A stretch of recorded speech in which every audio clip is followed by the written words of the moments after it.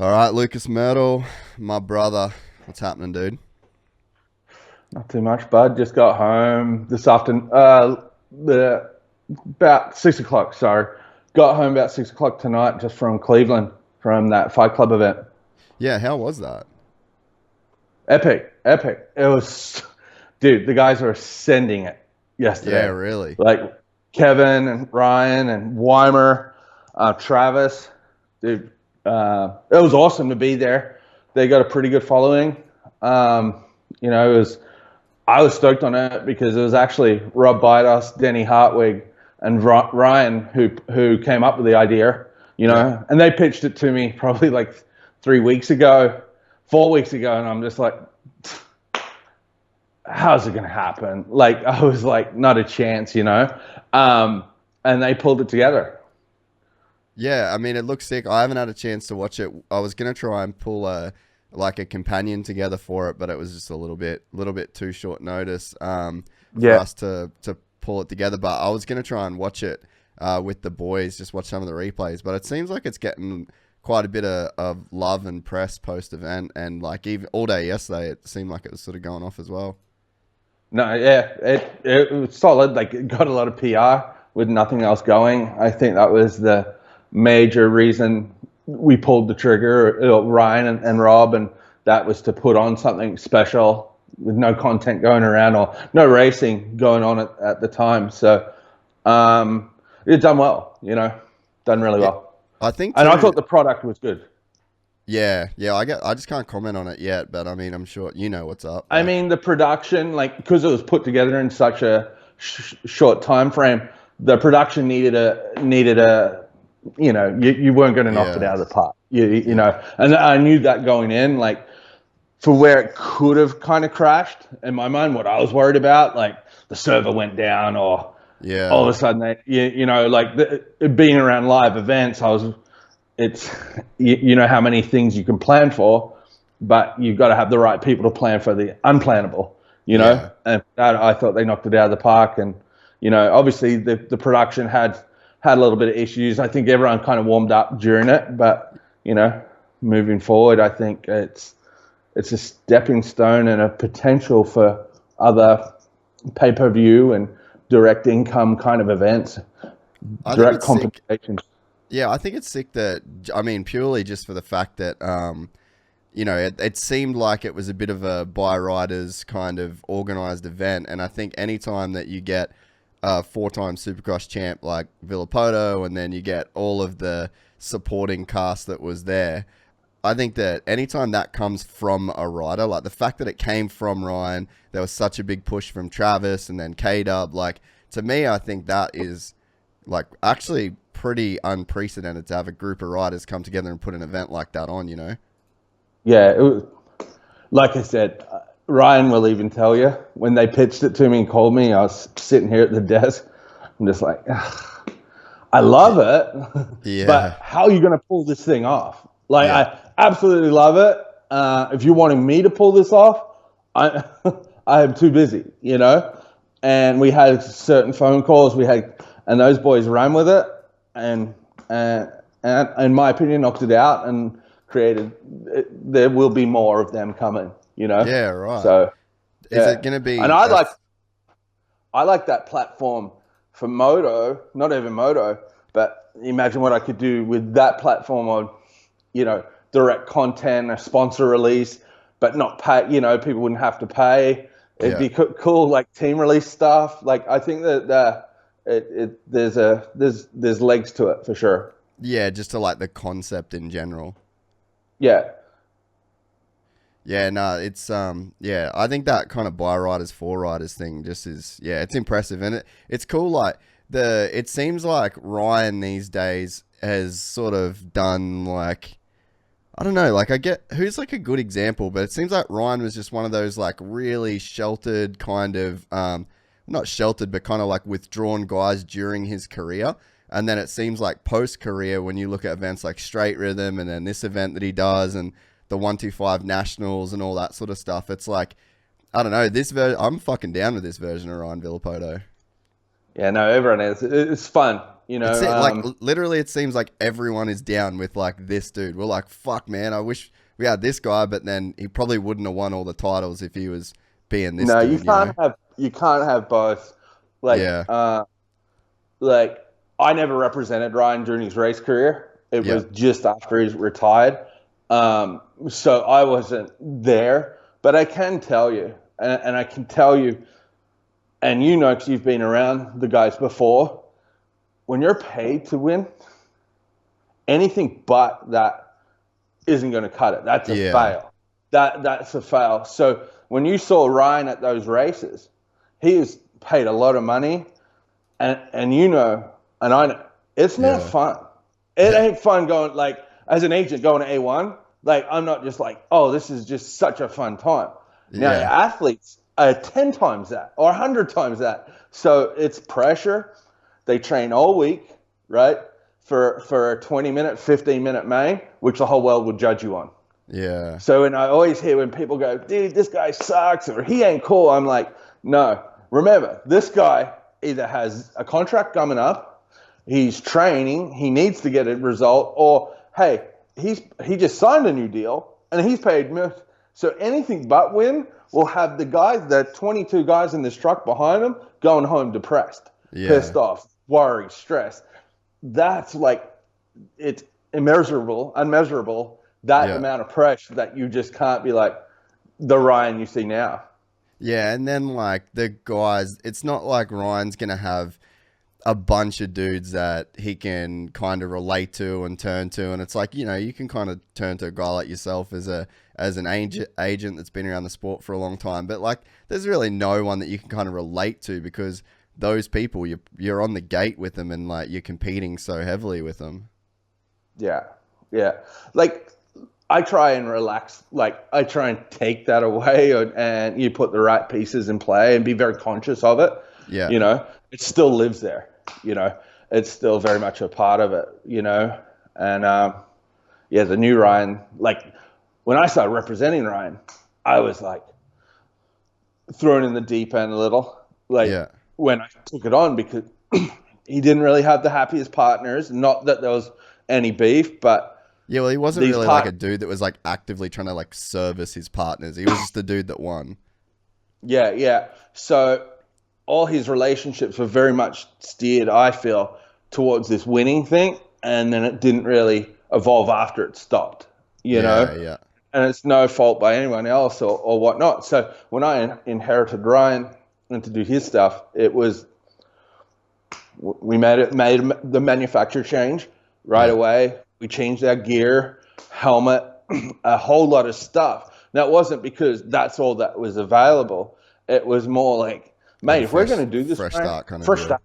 Yeah, let's just create new history with each partner moving forward. And so, and from actually, but before, I know we could talk for ages, but I've got a very particular thumbnail on this video, and it's going to be going up on YouTube because you sent me a text. I haven't even read the full text. I actually wanted to wait to read the text until we were on this bitch together. But yeah, you sent me an interesting text which prompted this phone call, which was kind of overdue anyway. But this is from you today. Hey guys, update. We are racing May 31st in Salt Lake City. I can tell you we will not be able to leave, and we are stuck there for 3 weeks. If you do leave, then you will have to be back there 2 days prior to the race to be tested again. Also, we will have to be there 2 days early to be tested. Schedule is as follows. May 31st, East. June 3rd, East. June 7th, East. June 10th, West. June 14th, West. June 17th, East. And the series finale, June 21st, East, West. God damn, boy! That's the shit we've been waiting for. That's the text I've been waiting for, Mirtl. You come through. Yeah.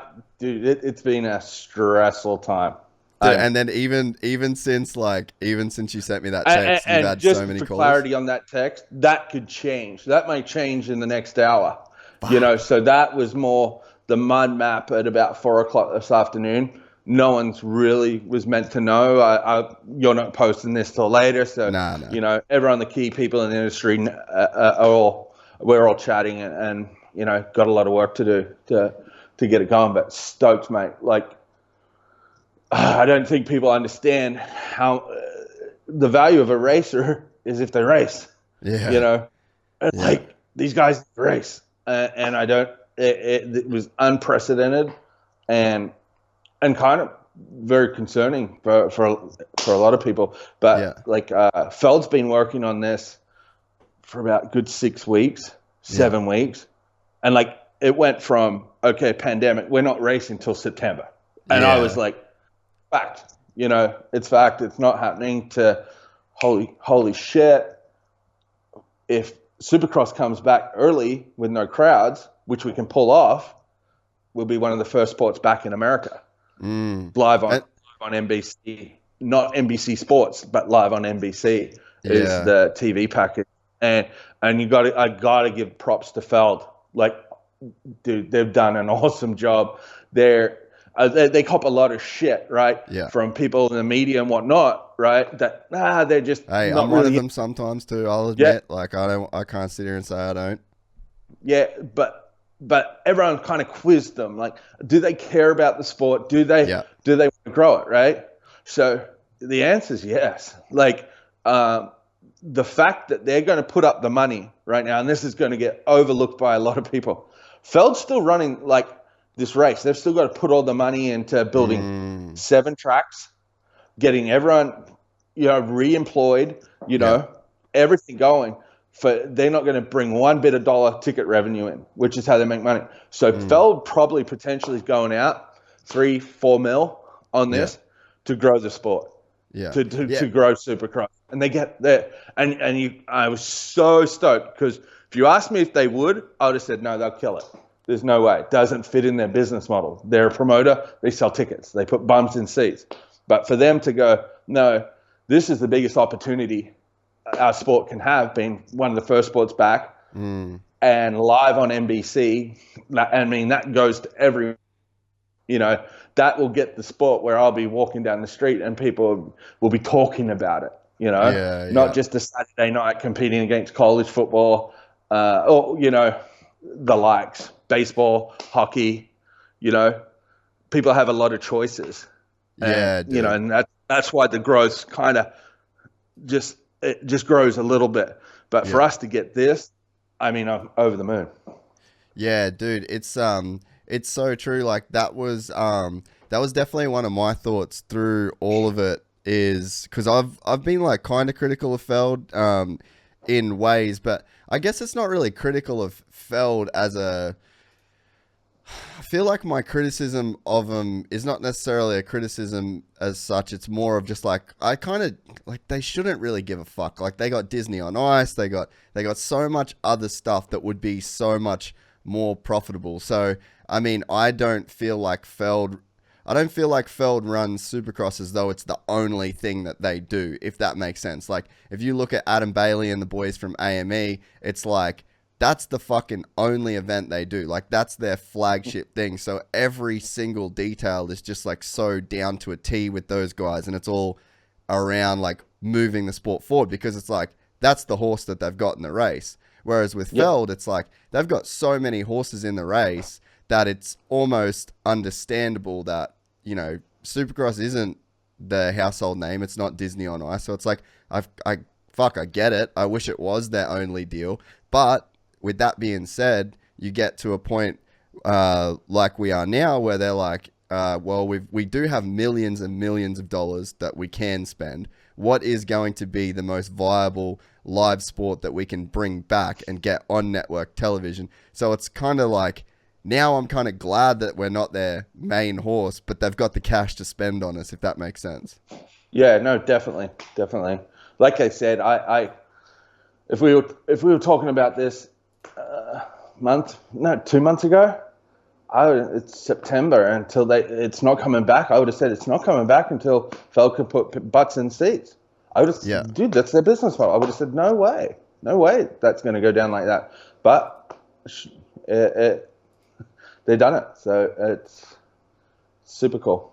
So now, dude, like the bench racing. I mean, we had Hill, like we did our first Gypsy Tales Worldwide the other day, and we had Hill on, and we sort of spoke about who basically wins this 450 title if it is the 7 rounds with the 2 rounds per week kind of deal. Like, we sort of started speculating, and we kind of both agreed that if it went to Phoenix, Ken pretty much smokes everybody. He was like literally unbeatable there this year. But then you've got the kind of question marks that come up with like his fitness and his health. And I mean, you're kind of beating a dead horse at that point, because it's like, I don't think we're ever really going to know.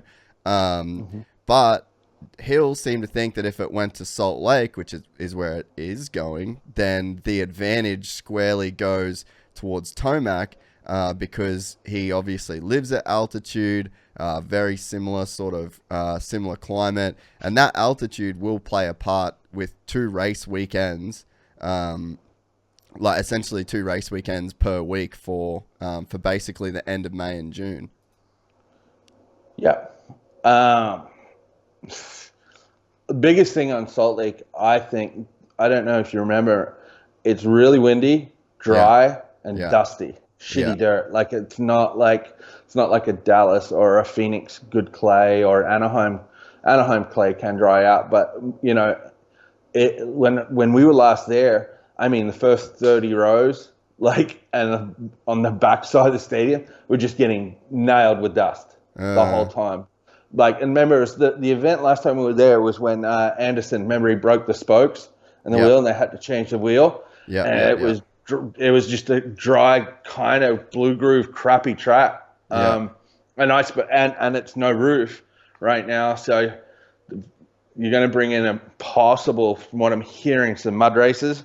We could get some rain, and then you're going to also get the altitude, which is going to play in. So to go on to your point, who do I think? I think it's going to be the most consistent guy. Yeah. Who is the most consistent guy right now then? No, now it's a shootout, right? Who's going to be going? Like, I don't think you could have judged it until Daytona, mate. Like, because everyone's making their own slow runs. A bad race doesn't blow you out, like you still had time. It's more of a marathon. Now this thing's a sprint to the finish, so everything's going to matter. So can Tomac throw Tomac can throw one away very easy. Very easy. Like I think for raw speed it's him. But if you're asking who's going to win the title, and if I stick to consistent, I think it's Ken, because I think Ken will get good starts, and he'll do what he needs to, and I think Tomac will blitz him in a few times, but we all know Tomac it can fall apart quick, and he can drop 25. It's over. That's what I'm worried about. Tomac will have to blow our minds and go get starts and not make those Tomac mistakes where next thing he's 10 seconds out and then flies off the track, like, and that's what, if he does win the title that way, hats off to Eli. Like, he's a run and gun guy, he'll gun and run and do whatever, where I think Ken will be, he'll play, we break down percentages. I think a 3.5 will probably, he'll look at that. If I have a 3.5 finish rate against I'll win the title. So if he goes in like that, he percentages would be to win that title going on past of what Tomac's results are. He should get it. Man, no one really treats this shit like Moneyball kind of, like the way you're talking. Like, I know you're just a big sports guy in general, but it's like no one really treats Supercross like a Moneyball, to where it's like, well, last year a 3.75 average won the title, and it's like, all right, where are we sitting? Are we above average? Are we below average? Like, I always kind of wondered that, like, even at JDR, like when I started to see, like, just by being around the sport week in, week out, like really starting to see the trends, see the way that it was sort of, it played out quite similar every weekend. Our sport really lacks a lot of that thinking, doesn't it? Yeah, no, for sure. I like to break it down because it makes sense Yeah. to my questions. Or sorry, I got took in my throat. So, like for outdoors, for example, who I always think whoever has the highest start percentage, highest start position will win an outdoor title. Yeah. Then you'll find that like this year, Cincerello, his start percentage was higher than anyone else. He was always in that top 5, and any contender was throwing a 13th in the mix and whatnot, you know. And Ferrandis came back strong for sure, but his start percentage killed him. If you broke down Ferrandis' outdoor season last year, his start percentage killed him. Yeah. It wasn't every speed. It was the start percentage where he started and what he had to deal with against his main rival, Adam. Yeah, no, it makes so much sense, man. But I just we just sort of don't seem to play by the numbers in our sport the way that other sports do. And I just know that you're a big football guy, and like I know that you sort of know sports when it comes to that. I'm a big analytical guy. Like, you know, there's no room. You know, more in my job, I do. Like if I'm selling an athlete or whatnot, I gotta know what he is, right? Yeah. You know? So say if it's say for example, you look at Hunter Lawrence. When I signed Hunter, he was starting 19th and then coming all the way back. Yeah. So you had to show what that meant, what that really meant, and showed that potential team owners and teams here. It was like, no. Look where this goes. Look what this does and does, right? He's on a semi-factory Suzuki at that time, you know, so he wasn't getting good starts, and it's not the greatest bike anyway. So, so for that's an example of just like, it's not just like, hey, you like the guy, you want to sign him. You have to, you know, you have to be competitive and back up what you ask for. Yeah.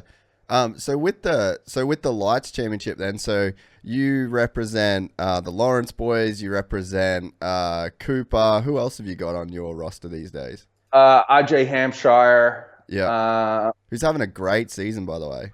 Trent, Jacob Hayes. Yeah. Joe Shimoda. Yeah, sweet. So what? I guess first things first. Like, when is So Jett will obviously be back for every round, and then so will Hunter, right? Yeah, Hunter's going to make his debut in the series. Dude, that's sick. What's it been like being around the Lawrence camp with the way that obviously Jett had? Could you have pictured Jett having the kind of breakout that he did this year? Like, I mean, I don't think anyone could predict the drama that kind of, you know, the way that it happened. But I mean, I definitely thought after seeing him at Marvel Stadium that he was really going to be as good as everybody sort of said he was, if not better. But then A2 came around and it was just like, Jesus fuck, like we have this is like a new thing. I knew it. Yeah. I knew he was going to be good. So it wasn't in his plan to ride Supercross this year with Honda America and Geico and everything. It wasn't the plan. What the plan was going, hey, go outdoors, right? Because it goes against everything I've been preaching, that like you can't take a young kid Supercross that young. They're just not ready. It is such a big environment, big space. So what we did go, heck, let's do a full Supercross prep with him as if he was racing. As if he was making his debut, and just see where we're at. If we stumble and we fall, we just know we'll be 10 times ahead of where we would be if we just do outdoors and then go, oh yeah, you're racing Supercross. So why wouldn't we do that now? You know, and Darren and Osho, like that was kind of the plan after Monster Cup. Let's just do that, and then from there, like it slowly evolved. Like, dude, Jett's really good. Like Jett's doing good. And we're like, we know it. And then the lap time started rolling in. It's like, yeah, Jett was the fastest today. And I'd get that phone call. I'd be like, holy shit. So then obviously more conversations happened between myself and Darren and Osho and the team and Honda here. And they're like, he might be our best guy, you know, and not saying anything bad against nothing. But Jett has this freak ability. He's a special athlete. So I knew it, and I was texting like a couple of media guys before the season. They said, "Hey, how's your guy going to do?" And I learned from being young and full of energy. I was like, he's not going to lack speed, is what I said. He's not going to lack speed, but we're still going to be a 16-year-old. He's still going to be a 16-year-old out there. And so what happened at A2, although it took 10 years off my life, that's always, it's still, you're going to see more of a few more of those issues. It's very Carmichael, Bubba Stewart, you know, they're going to go so fast that the only way to learn to hold it at that speed is to let it bite you a couple of times, you know? Yeah. And and at A2, honestly, I came down from the suite down because I'm like, oh, he's going to win this thing, you know? So I went down to the floor and I saw that last lap. I was standing right there to the right of that start gate. He had to look up that inside. So I wasn't even mad. I felt he was going to go because he went into that 180 ball. Yeah. He was going to punt. He was going to go straight up the inside there and stop if he needed to. That's what Jett was going for. So wasn't even mad at that. It was just like he could have relaxed in the whoops and then took a beeline to the exit of that corner at him. You know? Yeah.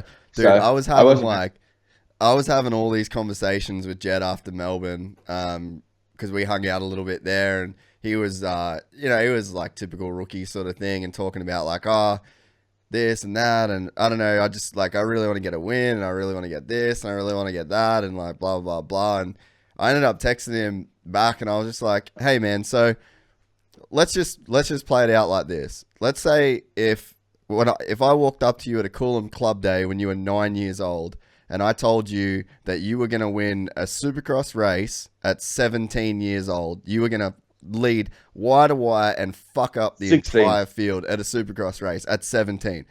If I told you, but if I told you that as a 9-year-old kid, what would your reaction be? And he's like, dude, if I knew I was going to win a Supercross race at 17 wire to wire, I'd be so fucking pumped.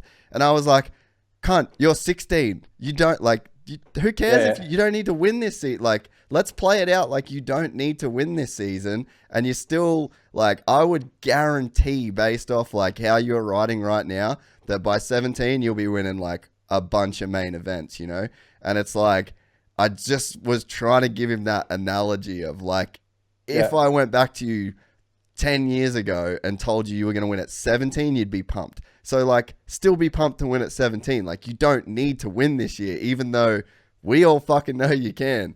But then again, it's like, I think what he did at A2, I think it was literally like instant legend status. Like, he literally created a brand for himself and almost like a legacy for himself at 16 years old. It's crazy. It was kind of like his hero moment. Oh, for sure. And how many more of them do you think he's going to have? Like, it's untold how many is possible. There'll be a couple coming up. Dude, for sure. So, and then you, like, everyone thinks A2, but remember what he did at St. Louis. Remember he was tracking Faulkner at the whole main, and then he clipped that hay bale, and it bent the rear brake around. Yes. And the funny thing is, after that main event, he was like, I was going to punt Faulkner. Yeah. Like, I was going to get it. Like, and I'm kind of thinking, hey, most people would have just been like, dude, this is a comfy second, maybe third. No. He looked me in the eye, and he was like, dude, I was going to win that. Like, and not like, I was going to win it, and does that make you feel good, Mert? Or this, that's what everyone in the world wants me to do. No, he looked at me like, as if it was just like point blank. It's Saturday night. No, it was going to happen. Yeah. Like, so he does have a certain confidence, but so does Hunter. Hunter's the same way. So, Hunter's a superior athlete himself. So the two of them and Jett's just been feeding off Hunter, which you're going to see. In all honesty, Hunter's every bit as good as Jett on a Supercross track. So what coast is Hunter going to go to? Is he going to go onto the West Coast when we go back racing here? I believe so. That's the plan now. I like how many East Coast rounds there are, but but because of the rider situation at the team, Yeah. it probably makes more sense to put Hunter on the West. Yeah. How do you think that did it affect Hunter at all seeing, because like obviously he's going to be super happy for Jett. I'm not close with Hunter at all. I know Jett just from us hanging out so much in Melbourne. But yeah, I mean, obviously he's going to be happy for his brother, but like there's definitely that moment should have already happened for Hunter, and it kind of hasn't yet, right? Yeah, no. Hunter won Nations. Yeah, that's true, I suppose. Yes, and that put him on the map, and then he finished. We all forget quick. Yeah, I know, and that's my job. I'm their representative, but no, Hunter won Nations. When was the last time an Australian won the Nations plus? Oh, dude, I wouldn't even know if anyone's done it, to be honest. And he caught and passed Osborne, and then like he was special. He is special, and then don't forget. He has had some unfortunate setbacks on Supercross, but I can also tell you, I've represented a lot of kids. Hunter's it's just been bad luck. Yeah. Jett's had just as many big ones, lessons, probably easier to call them, on the Supercross during the week as Hunter.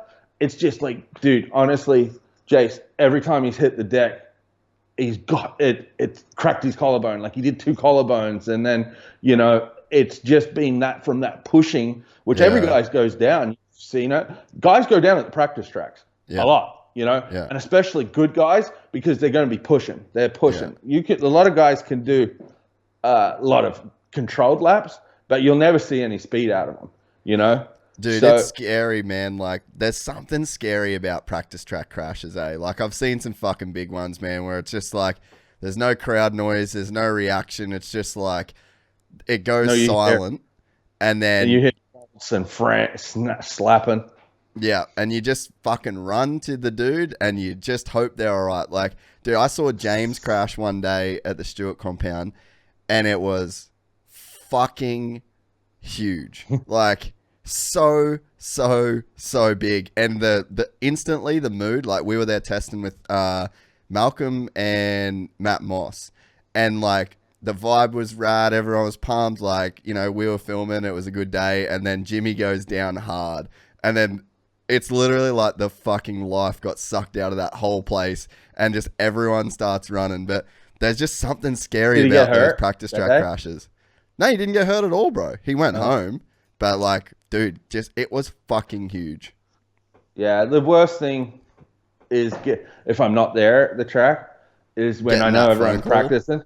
Yeah, I shouldn't be getting phone calls ever from a mechanic or a parent between 10 to 12:31. Yeah. So, dude, I've been on conference and I'll see or a trainer calling me at 11.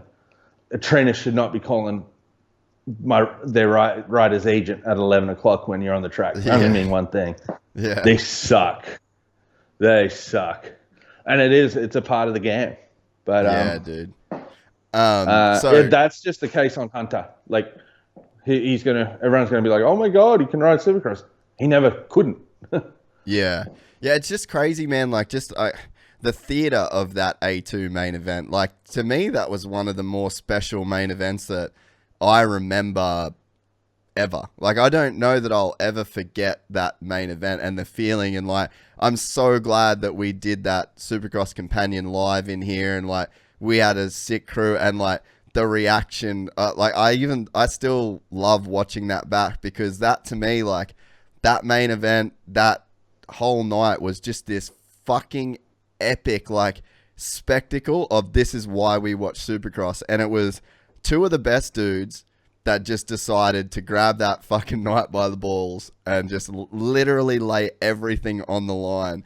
And it's like, to have a 16-year-old kid from Australia be the one that brought that epic main event into the crescendo that it did. It's just like, dude, that was so special to like be able to watch that the way we did.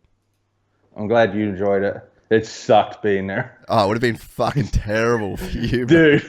I don't even like seeing. I'll never forget it. But yeah, I was just like, Nah.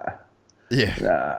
I Yeah. mean, I was so gutted for Jett, obviously, like as a mate, but then, like the media side of me, like knowing what I know about, I guess I don't know how you even just like the marketability. Like I know what would come from that as in terms of like Yeah. the legacy that it would create for Jett, and it's done exactly that.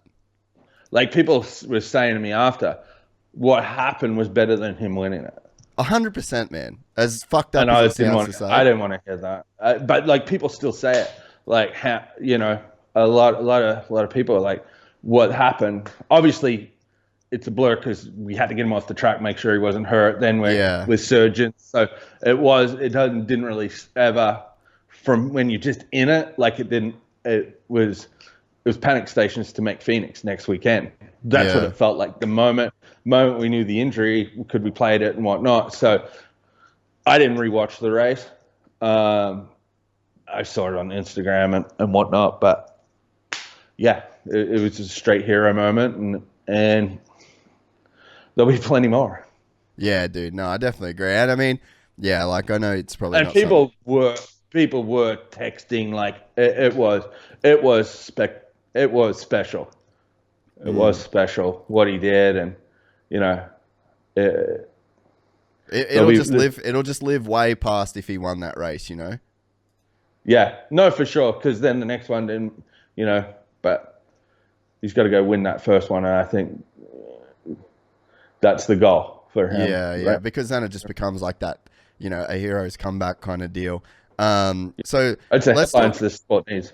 Yeah, dude, 100%. Like that marketability and that personality that he has, like to sort of go and deliver us a race like that, and then to back it up with, a win, and then to stay being that same cool guy, like especially at his age, and then his brother comes in, like I mean, obviously, like we're fucking biased as Australians, but I think even in the Moto Spy, I said that like, fuck the Australian thing, like this kid's he's the G, like.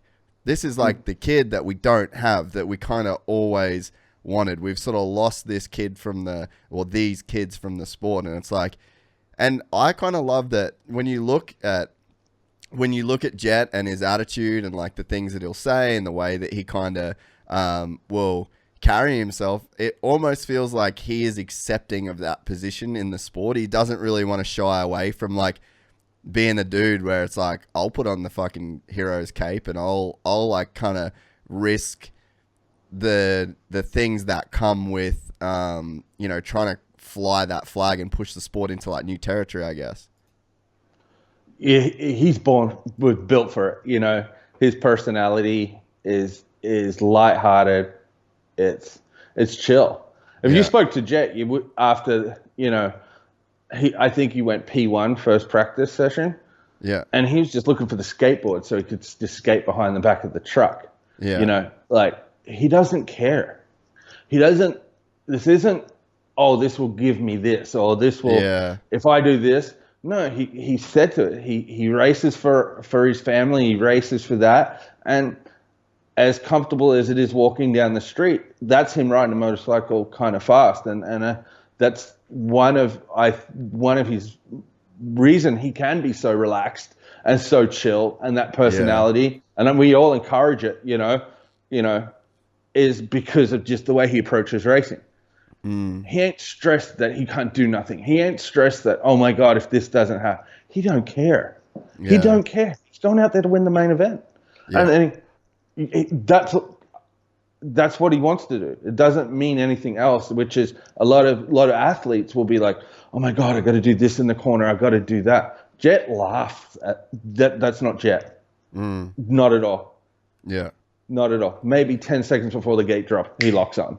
Yeah. So let's talk about the lights class a little bit then. You've got pretty...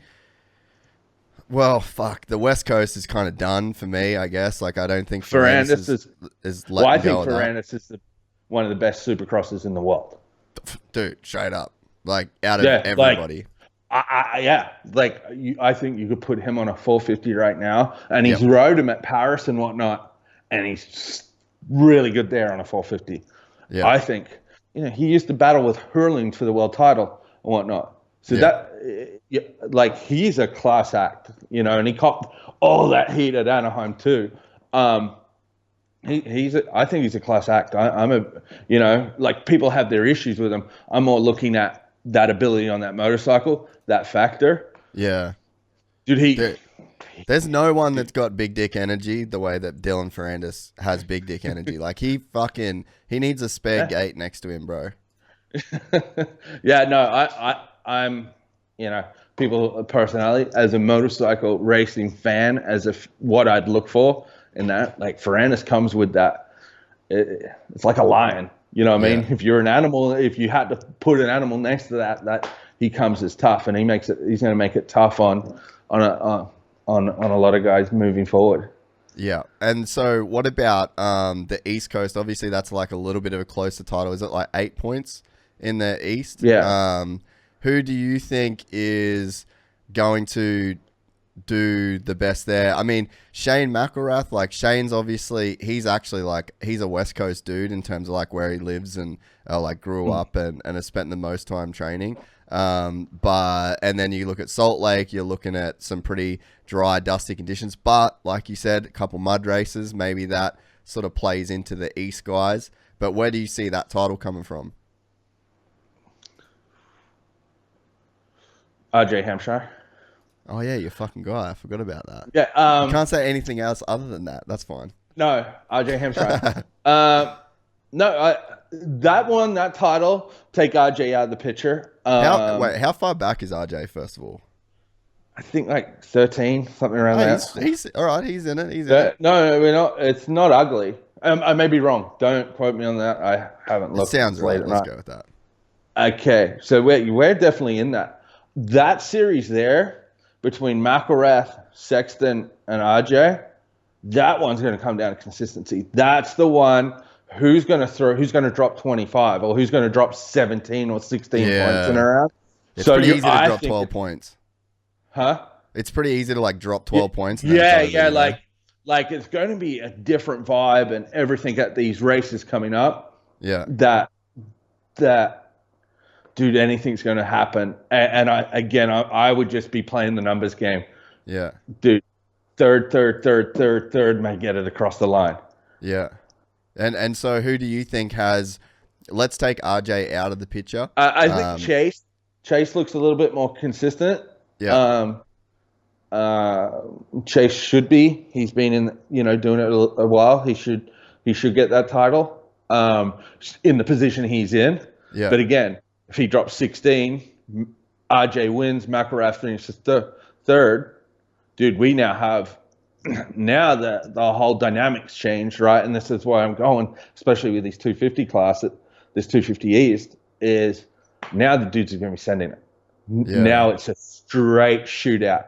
And when it gets pushed to that level, someone ain't going to make it to, someone's going to finish off the ugly, meaning. Yeah. So that one is scary. That's anybody's money. No one's going to feel comfortable until that last race at East. How do you think that just the 7 rounds over what are we going to be looking at, like 5 weekends essentially? Like, how do you think that's just going to sort of play out in general? Well, it's over 3 weeks, I believe. Oh, 3 weeks. 3 weeks. So 7 and 3. It's a lot of racing, man. And then what's the deal with like testing and riding going to be? Because like no one can leave Salt Lake. Like, I'm sure that's the phone calls you're going through now. Yeah, no one knows that for sure. Like I filled you in this afternoon. It's that's all going to be ever changing and whatnot. But yeah, we're too early to tell. We're too early to tell exactly. Are the boys going to come back here to the house and training? But then it might only be 2 days. What are you going to do? What are you going to achieve in 2 days? To coming flying back and forth and whatnot. So, mate, right now we're all just going to be chilling in Salt Lake City, Utah, and kind of getting this thing done. It's not a bad place to chill, though. To be honest, it's a pretty dope city. Yeah, I would have rathered Phoenix. Yeah, I was gonna say you probably rather Phoenix. Hey, I ain't fucking mad at Scottsdale either, bro. Yeah, I Phoenix is but it just the dirt and that track would have been better. Yeah, If you ask me, my last choice would have been out Salt Lake City, but yeah, but didn't Salt Lake it's not my call. didn't Salt Lake put up a bunch of money though, so that they could actually get the final off Vegas? Yeah, something the Salt Lake, Utah tourism, something Yeah, like that. Yeah, yeah, they're on like tough blocks, I think. yeah. They don't give a fuck about dirt. They're just like bring us the eyeballs to the city, pretty much. Yeah, so we'll see.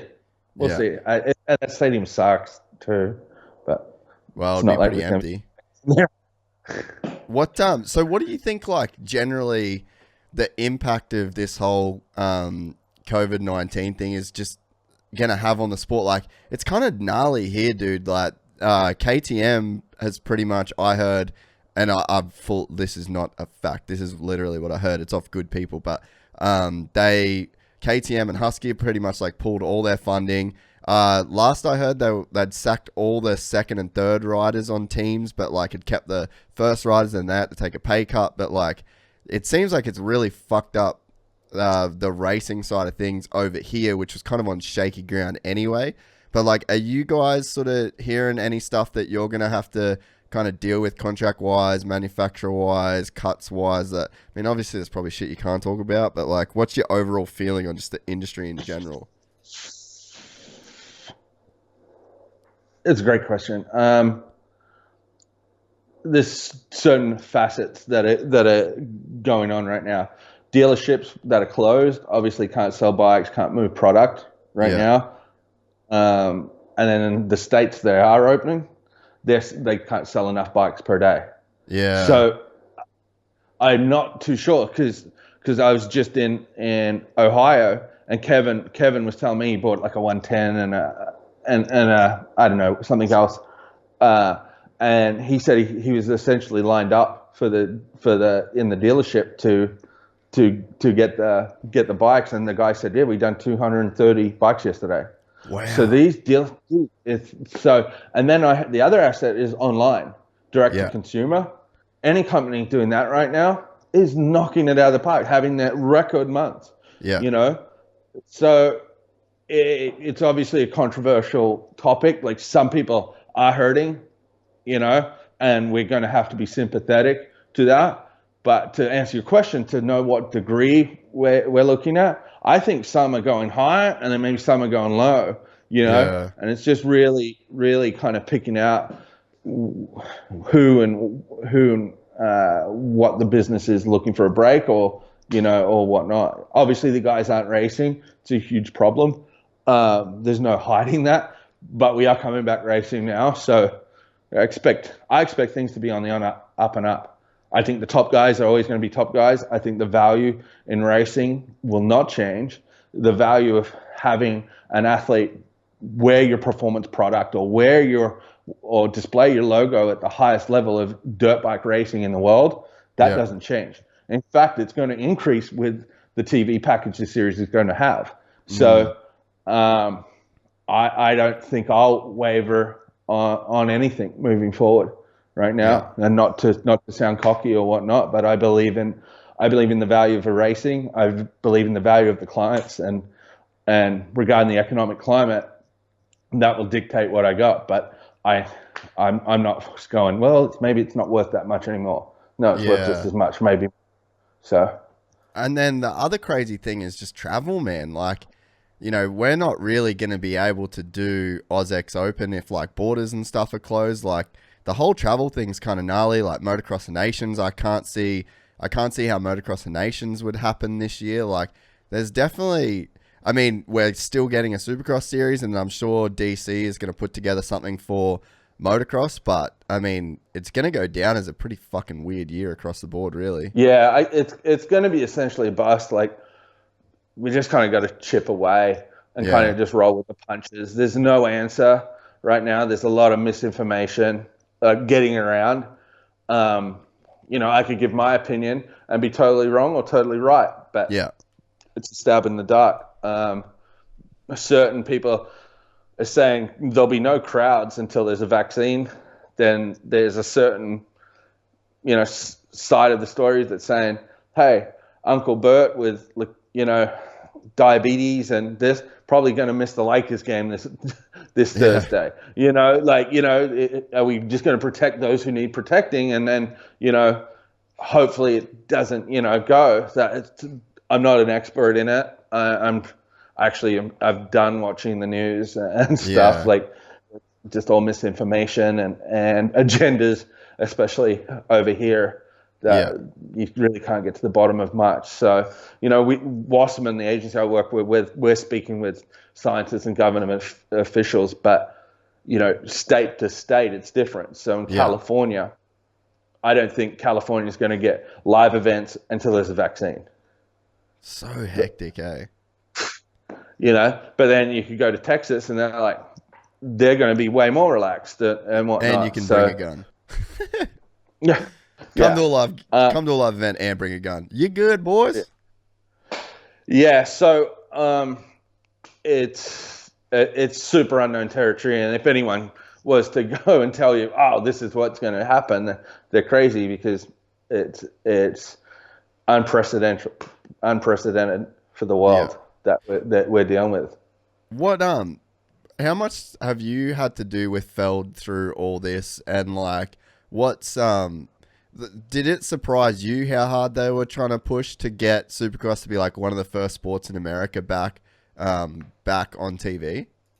Yeah, like I said, if you asked me, hey, is this a possibility? 5 weeks, 6 weeks ago, I said, no, it doesn't fall into their business model.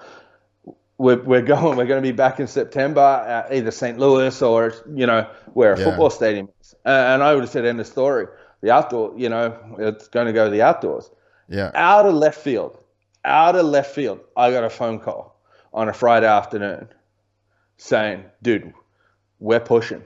It's happening. And out of the blue, it wasn't oh my God, this is potentially working on and whatnot. It was out of the blue. Actually, I had 5 shitty phone calls that day, and I'm like, dude, this is a disaster. This thing sucks. This is turning a nightmare. And then boom, out of nowhere. And I heard before, we should try to become the first sport back. Certain team owners were saying that, and that was before that.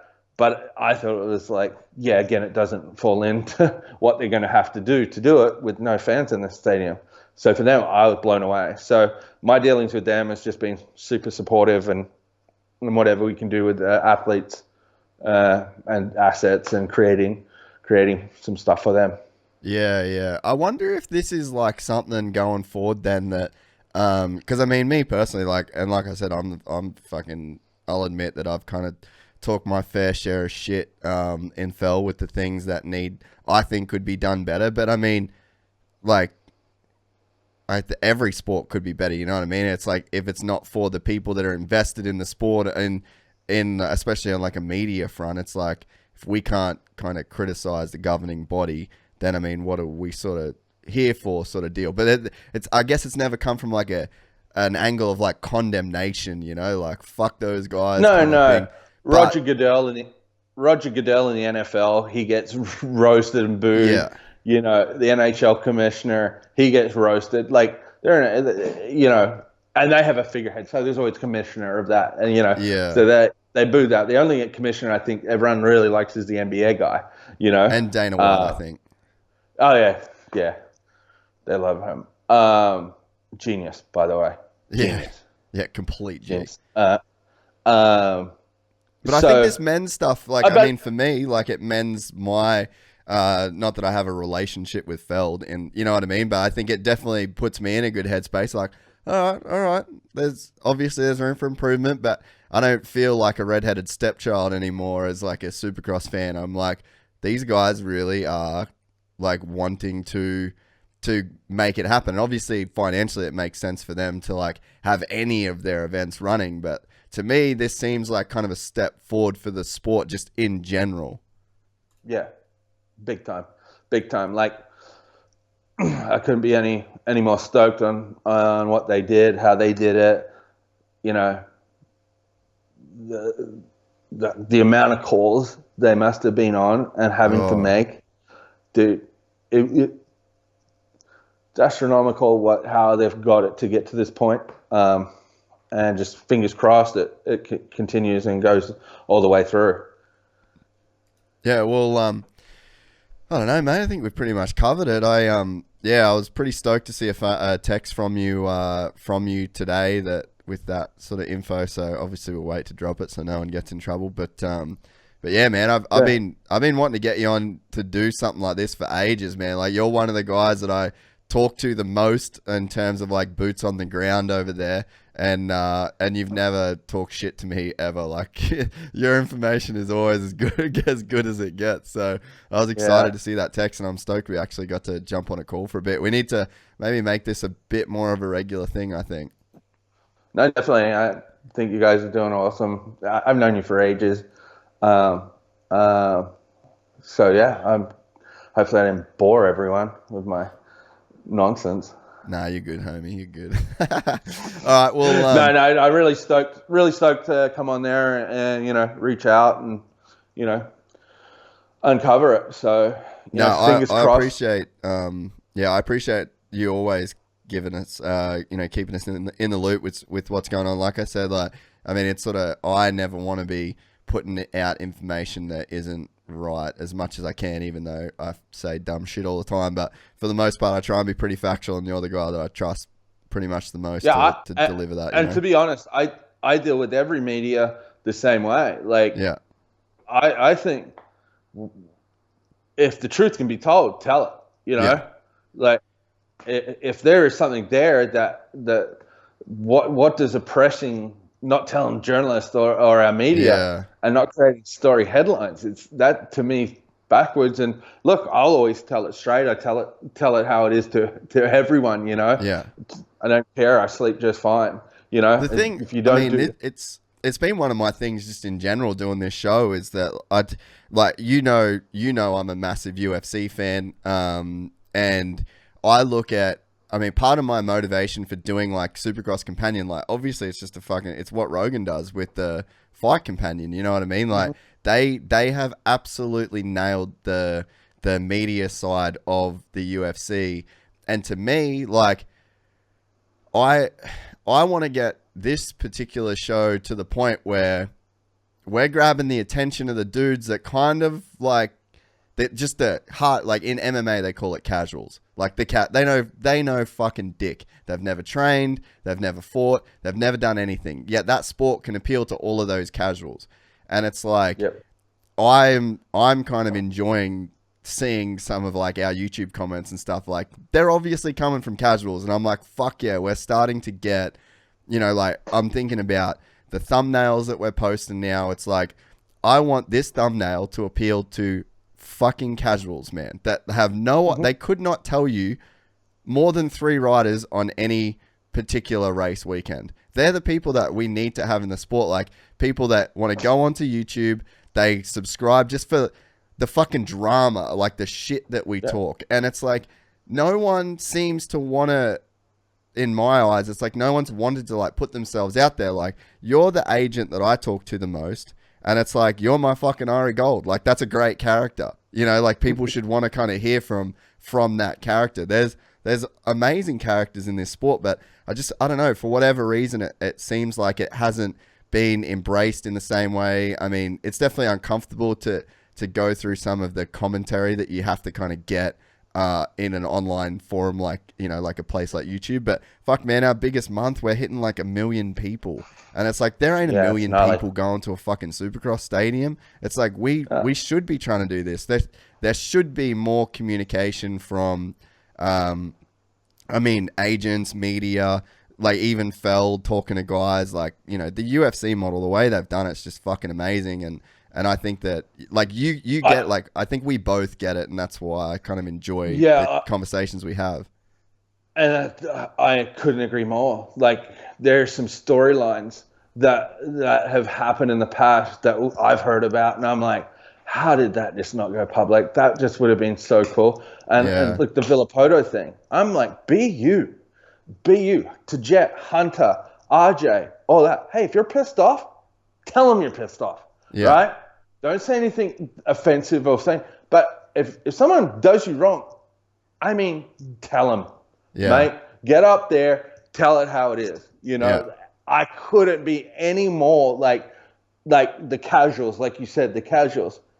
How do you turn them into full-time fans?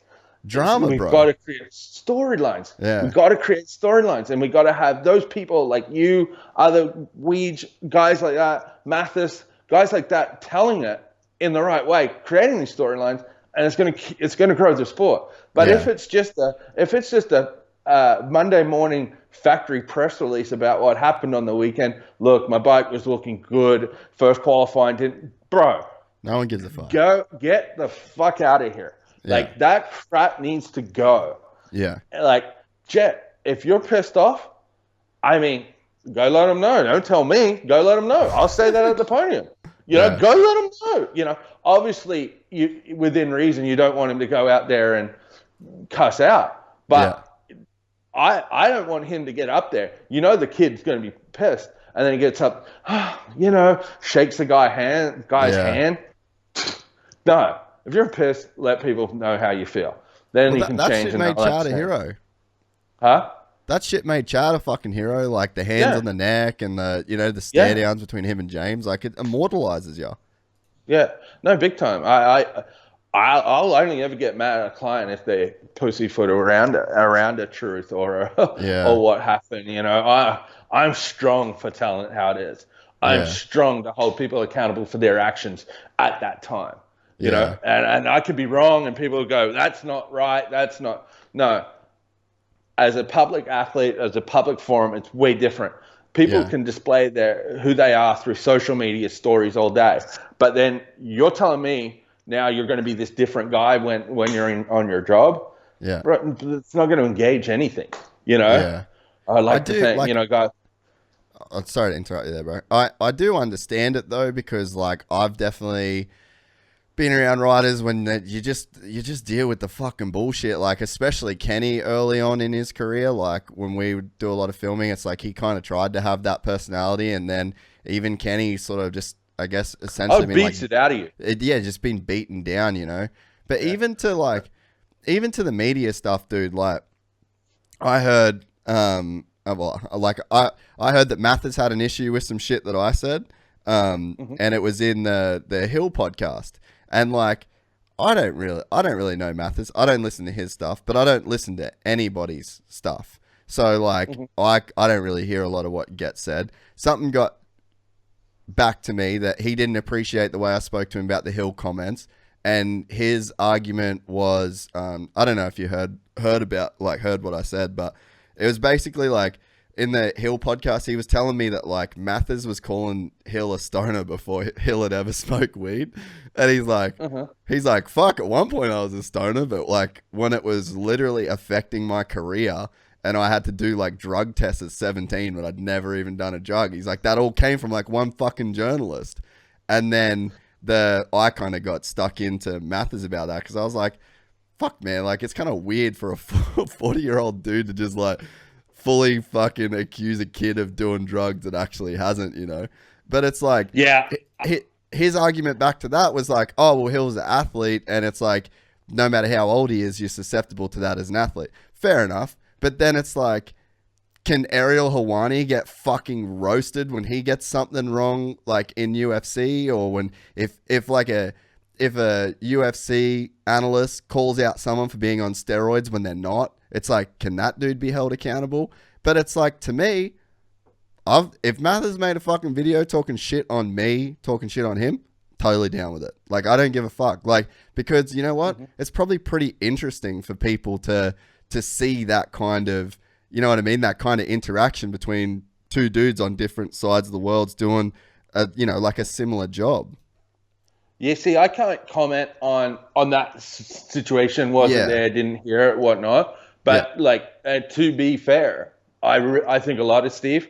You know, I think I speak to him a lot, and he does I think the product he delivers now is opinion, but it's also researched opinion. That's all anyone can ask for. So me personally, and I think it's good these guys might have beef. Yeah, I'm the same. Storyline. Fucking oath. Because it's easy to understand. It's easy to understand.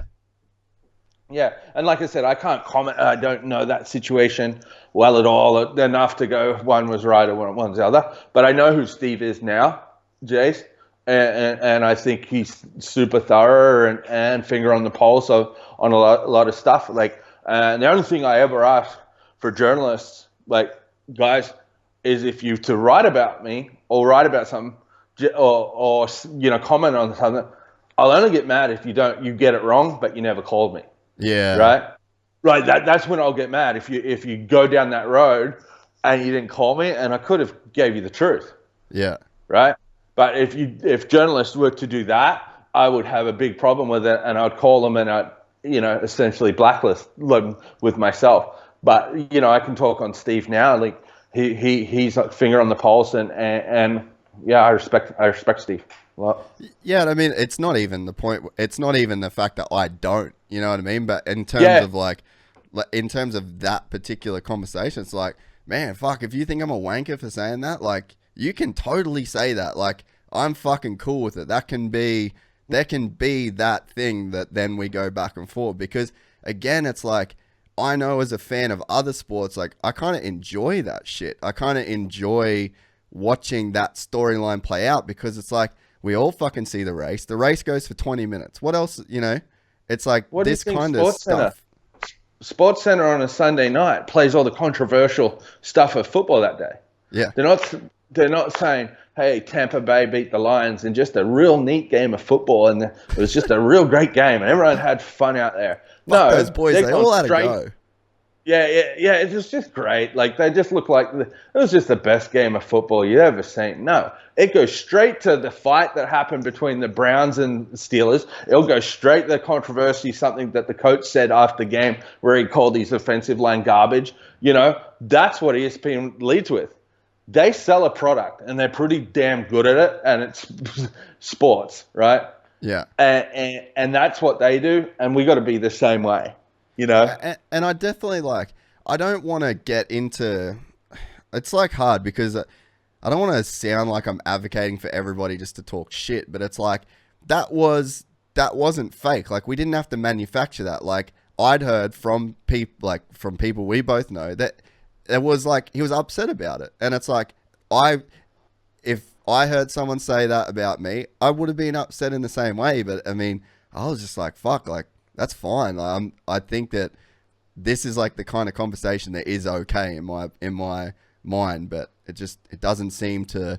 I think maybe it's because the industry is so small. Everyone has to see each other all the time. Like, I guess in the NFL, it's not like these dudes are bumping into each other daily, or you know what I mean. I don't know. It's just it's a little bit different, and I think that, especially in the YouTube space and watching how other things do in YouTube, it's there's definitely I feel like we're not ticking some boxes that I think could help bring in casual fans. Yeah, no, I agree. I think the success of your show, the success of all these third-party media not tied to stuff, you guys will become more successful as the sport grows, and when success meaning advertising dollars and viewership, and just content shares and whatnot. The more you have a Jett Lawrence, that 100%. Let's say Faulkner comes in and then Jett runs up the podium and then just lets him know that not cool, right? Yeah. What are you going to talk about all week? Yeah. You're going to talk about Jett Lawrence and Austin Faulkner going head-to-head next on Saturday night at 9 p.m. Yeah. And I mean, there's a certain level of respect that you've got. I think that you got to have for people personally, and personally, in terms of my respect for Steve, fuck, that dude's done so much in the sport. It is pretty gnarly what that guy has been able to achieve. So in terms of on a personal level, there'd be no thing that he would say to me professionally that would make me not like him personally, if that makes sense. If he said shit about me personally, then I'd be like, oh, well, you're a fucking dick. You don't even know me. But in terms of him as a professional saying that podcast you did with Hill was fucking lame, like blah blah blah blah blah. Like there would be zero offense taken to that. I'd be like, it'd make me look at what I said critically, which I kind of went back and did anyway. And then it's like, then that's just more shit for everyone to fucking talk about. No, for sure. For sure. Like the amount of people that don't like me, you know, obviously my job, like 4 people want something and only one can get it. 3 people blame me who miss out. You know, my job's not to be Mr. Popular. It's to be Mr. Popular with my riders, right? So I do. I've always heard, oh, this guy don't like you. This guy, that's fine. That's fine. I don't care. You know, I have enough friends and whatnot. And at the end of the day, if I go to bed, knowing I made life better for my athletes a little bit, or made leaps and bounds on one person or something, I could give two shits what people think of me or professionally. Yeah, and I'm the same way. If you talk about me personally or my personal life and then have a dig, we're going to have an issue. Yeah. But if you just say, hey, Mirtl screwed up that deal, you know, Thor wanted this guy, but Mirtl went and took it to Fox, right? He's a dick or whatever. Yeah, sure. Probably was. Yeah, like, sorry, it's professional sports. It's high pressure. It's high volume. It's performance. The whole world watches. So, you know, you have to make decisions on behalf of with athletes, on behalf of themselves. And you gotta fucking live. You got a house you want to buy. You know what I mean? Like, there's just there's a certain like economics to it where you can't be mad at people for that sort of shit. No, and definitely as you get into professional sports, people have more and more opinions of who you are, what you could be, or you know, and they get it through a little blurry glass window half the time, and you know, it doesn't matter. I always say, as long as they pronounce my name right, I've already won. As long as they know who you are, I've already won. So you're talking about me. I'm already 5 steps ahead, or we're already shooting the stars. And as you become super busy in life in general, when you become super busy and focused on a goal, you're blinders. You can't even see the noise. You know, you can't even see who's making jokes or opinions or whatnot. Yeah. So call me what you want. Just don't call me late for dinner. Is what I heard. My mom told me, you know, just don't disrespect me, you know? Yeah. And I feel the same way. And I just think that, we're in a time, man, where like independent people can do really cool fucking shit. Like Steve can do his cool show. Like I can try and do my show as cool as I can do it. Then you've got, you know, Ricky and Emig that are doing their thing. Like it's fucking cool, man. And there's never like a thing with me where, I think that there's not enough room for people either. Like that's sort of, to me, I want this whole space to do well. Like a rising tide floats all boats, essentially, you know? Mm-hmm. And it's like, I think that now with the technology that we have, with, you know, the internet, with the access that we've got, with just the general media landscape, it's like we could really make a difference, you know, by just through our own channels. And it's like, grab a specific audience, grow that audience, and turn these like kind of casual people that might see a fucking clickbaity YouTube thumbnail and, you know, like 600,000-700,000 views on that video. It's like, you're not getting 600,000 people in the Anaheim Stadium. It's like, this is moto. Like we want Supercross and motocross to have as many fucking eyeballs as possible. And it's like, there's a formula, like other sports have done it. And it's like, we've got to execute that similar formula. And I think we've got a fucking rad sport, man. We've got great personalities. You know, even a guy like yourself, like there's so many people that are in this sport that we can like essentially do what these other sports have done that have blown up so massive over the last like kind of 10 years, you know? And the encouraging thing is to be the optimist and you know, I think it is going that way. Yeah, I think there's some great young talented people that I get to work with. There's guys like you that I think we're about to take that next step. I think there's some great young athletes, like, you know, America has Max Volan coming up, you know, there's Styles Robertson. There's great people. Yeah, there's great people that are working with me on those clients to ensure their success, to ensure we get the Tom Brady, we get the LeBron, we get the next, and we can create a superstar. And it has been missing, and it has been stale. Where we've got to build superstar after superstar and legacy after legacy. And it feels like that's gone a little, since maybe Dungy and Ryan. But they never really won the personality contests either when they were racing.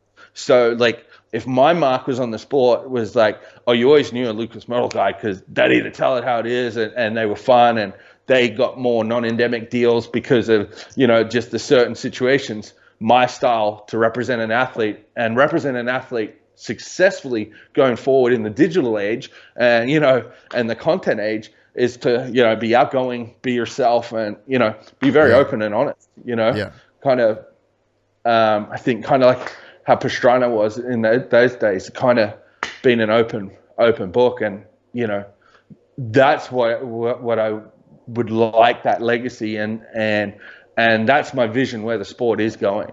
So I think it's in good hands. And I want, there's a lot of old school thinking involved, which is frustrating. Hey, they're all going to fucking retire soon. They'll all be dead and fucking gone. Yeah. So it's gonna be exciting, and I'm stoked on the space and sports in general, and especially I love it.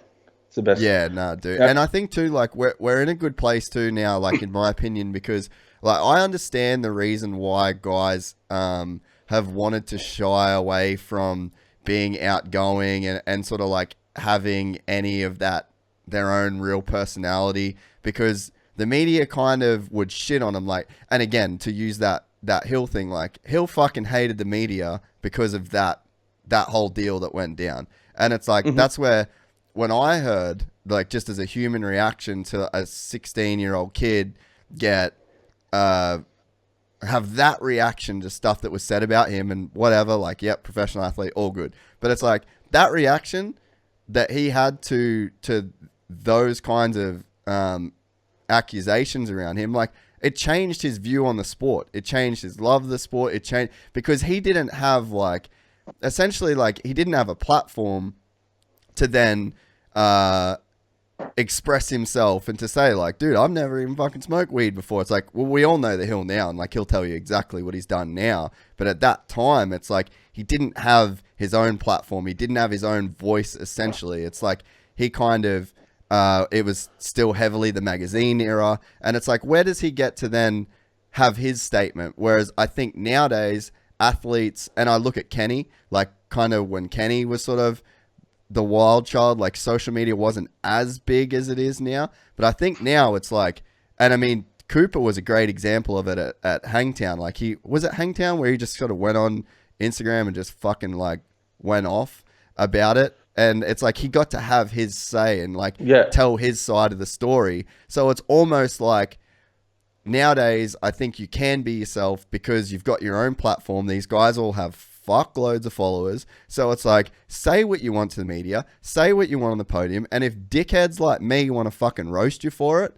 then fuck it. You've got your own platform anyway. So you can just turn back around, Instagram live, go out to everybody and say, like, hey man, that was fucking full of shit. Whatever that gypsy dude said about me, he's a fucking idiot. Obviously they're not going to use it that colorful, but it's like, they have that, their own platform now. So it's like, to me, I'm like, hey boys, go fucking nuts now. Like, you're safe from the media shit that used to cut you down in the past. Well, back then there was a lot of misinformation, not talking about that situation, but back then there was a lot of misinformation. Rumor mill, right? yeah. Like, and it really was. But now, dude, I can know everything about everything all day long, essentially through social media. I'll know who was riding where, who was there. Oh, how did he look? I saw him in the background of his shot, Or you just know, you generally know. So it is a fortunate situation. Better, way better. In that time, way better, because at that time, if you did something, you didn't know if it got misconstrued or whatnot. I think media is very accountable. I think it's very accessible for them to get the knowledge now, So I don't believe there should be misinformation or spins or half truths in our sport. I think the storylines don't need them. The storylines don't need it. The truth's the truth, and it's pretty entertaining and engaging through motocross and supercross. I think it is an engaging sport, and a lot of sports probably aren't, because you have so many different aspects to talk about: a motorcycle, mechanics, fitness, team, ability, personality, Monster off the bike, girls. on the bike. Monster girls. Like Faulkner so walking the track with his missus. Yeah. I really appreciate you coming on, man. It was cool to have a chat, and I definitely think I think we'll have to cross to you a bunch more times over the next few weeks as this gets going, and I really appreciate you keeping us in the loop with that, so that we're able to sort of be on it, have a bit of a discussion, and when this press release goes live tomorrow from Feld, we'll put this up, and hopefully people can get some good information out of it, and yeah, definitely. Awesome, mate. Well, I appreciate it. And we get Villo on or what? Yeah, whenever he's driving back, he's very mad at me. Why? I flew back. Yeah, I flew, and he wanted me to drive back the 40 hours. You were the champ, bro. I'm in the trenches. I got an hour and a half layover in Dallas. That's what I was telling him all day. Bro, I'm in Dallas. I got a dang layover. He was just so mad. Oh, so that's so funny, dude. So I just be checking in on it. You were the champ, man. You were the champ, all right? You can't just be fucking expecting I'm going to sit in that car the whole time. Not a chance, mate. I couldn't think of anything worse. That's fucking funny. All right, bro. Well, I really appreciate it, man. I'll talk to you soon. All right. Take care, mate. Thanks again, bro. See you, bro. All right, Lucas Mirtl, everybody. That was rad. Stoked to get his opinion on it all. We will, like I said, we're doing this obviously the day before everybody see it, just because there's a bit of, I don't want to be that fucking guy. I don't want to be that guy that goes in, gets a scoop, and then drops it. I looked at some stuff from Racer X. Like, it's pretty obvious everyone knows what's going on in the media side of things now, but I don't want to be the guy that fucking drops it over everybody else. So this will come out tomorrow morning. Hopefully it gives you a bit of good insight. I might try and set up some similar calls just to do a bit more bench racing, because it's super exciting. Thanks so much to Mirtl. He's a fucking good dude, man. Like, he's a really, really, really, really, really good dude. He had my back a bunch when I was over in the States, and he's definitely like a mover and shaker. He pretty much knows what's going on at all times in the sport. So, stoked to get him on. That's a real treat for us to get that kind of insight, and hopefully Villopoto on the show at some point soon, which would be pretty rad. So, appreciate you guys for watching / listening, also, if you made it this far, subscribe and hit the bell notification too, because that YouTube's it's like Instagram, it's like everything. Even though you're subscribed, you might not get them, these shows show up. So that definitely helps us as well. I'm wearing the Gypsy Tales merch right now. You can head to our Instagram. Pretty sure that link is in our bio, but just search Gypsy Tales Shopify on Google. And then that's going to take you to our online store, and that definitely helps us. We ship to the US as well as pretty much everywhere else in the world. So thanks very much to Lucas Mirtl for coming on. Thanks to everybody for watching / listening. And we're going to keep you up to date over the next few weeks. Peace.